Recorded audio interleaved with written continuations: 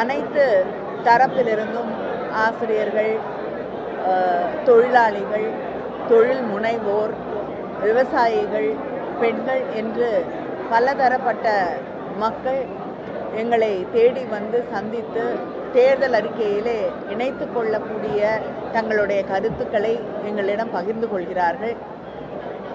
மக்களை தேடி சென்று அவர்களுடைய கருத்துக்களை கேட்டு அறிந்து தேர்தல் அறிக்கையை எழுதுவதுதான் தொடர்ந்து திராவிட முன்னேற்ற கழகத்தின் தேர்தல் அறிக்கை தயாரிக்கக்கூடிய வழியாக இருந்திருக்கிறது. அந்த வழியிலே நம்முடைய முதலமைச்சர் அவர்கள் எங்களை மக்களை தேடி சென்று அவர்களை சந்தித்து அவர்களது தேர்தல் அறிக்கையாக இந்த தேர்தல் அறிக்கை இருக்க வேண்டும் என்று எங்களுக்கெல்லாம் பணித்திருக்கிறார்கள். அது மட்டும் இல்லாமல் உங்கள் கனவை சொல்லுங்கள் என்ற ஒரு திட்டத்தையும் சமீபத்திலே நம்முடைய முதலமைச்சர் அவர்கள் அறிமுகப்படுத்தி இருக்கிறார்கள். அதன் தொடர்ச்சியாகத்தான் இந்த தேர்தல் அறிக்கையும் உங்களுடைய கருத்துக்களை உள்ளடக்கியதாக, நீங்கள் எதை எதிர்பார்க்கிறீர்களோ, மக்கள் எதை எதிர்பார்க்கிறார்களோ அதை உள்ளடக்கிய ஒன்றாக இந்த தேர்தல் அறிக்கை நிச்சயமாக வெளிவரும். அதே நேரத்திலே தமிழ்நாட்டு முன்னேற்றத்திற்காக நம்முடைய அடையாளங்களை எல்லாம் மதிக்கக்கூடிய, பாதுகாக்கக்கூடிய, உரிமைகளுக்காக பேசக்கூடிய ஒரு தேர்தல் அறிக்கையாகவும் அது நிச்சயமாக இருக்கும்.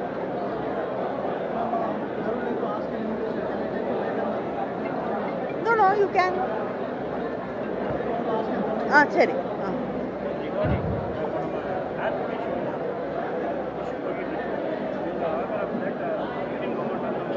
ஆமாங்க.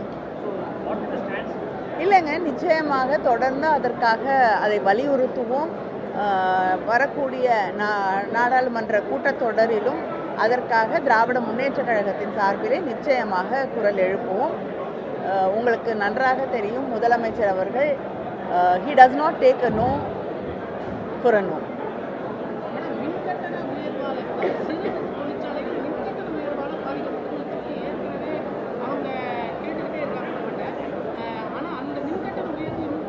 இல்லைங்க, நிறைய இதில் இருக்கக்கூடிய இதில் இருக்கக்கூடிய பல பிரச்சனைகள் அங்கே இருக்கக்கூடிய தொழில் முனைவோர்களுக்கு நல்லா தெரியும். அது எங்கேருந்து தொடங்கியது அப்படின்னு.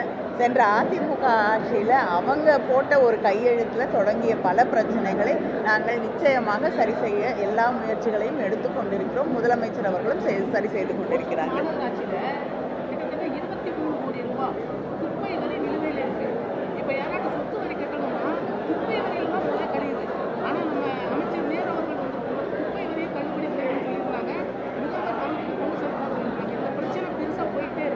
இல்லைங்க, இது முதல்வர் கவனத்திற்கு எடுத்து செல்லப்பட்டிருக்கிறது. விரைவிலே உங்களுக்கு ஒரு தீர்வு கிடைக்கும்.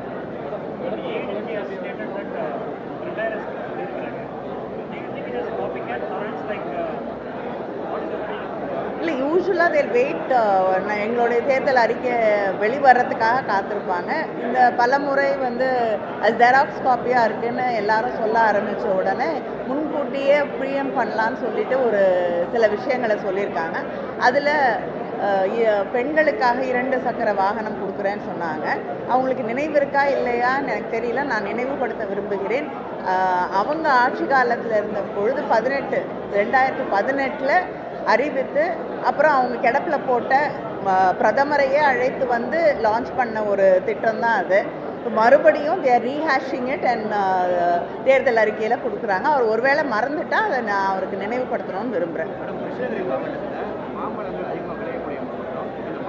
இல்லைங்க, இல்லை நீங்கள் வந்து நீங்கள் சொல்லக்கூடிய கருத்துக்கள் எல்லாம் எங்கள் டிஎன் மேனிஃபெஸ்டோ ஏஐன்னு ஒரு போர்ட்டல் இருக்குது.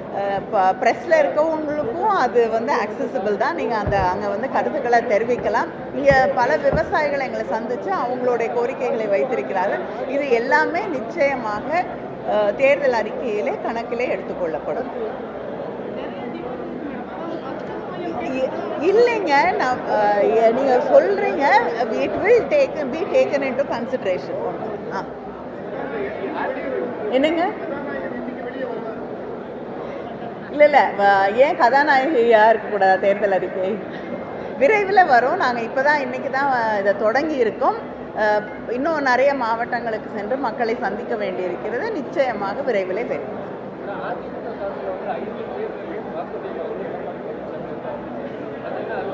இல்லைங்க, அதுதான் நான் ஒன்றே ஒரு உதாரணம் சொல்கிறேன்.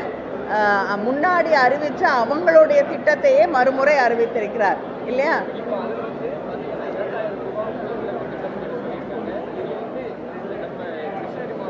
இல்லை, எங்களுடைய முதலமைச்சர் அண்ணன் தளபதி அவர்கள் மகளிர் உரிமை திட்டம் அப்படின்னு சொல்லியிருக்காங்க. It is empowering women. நீங்கள் மறுபடியும் குலவிளக்கு அது இதுன்னு கொண்டு போய் இது பெண்களை வந்து எங்கே கொண்டு போய் நிறுத்துதுன்னு நீங்களே தெளிவாக தெரிஞ்சுக்கலாம்.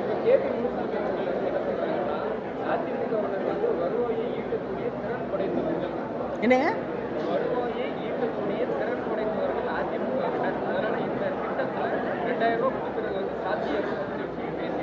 யாருடைய வருவாயங்க?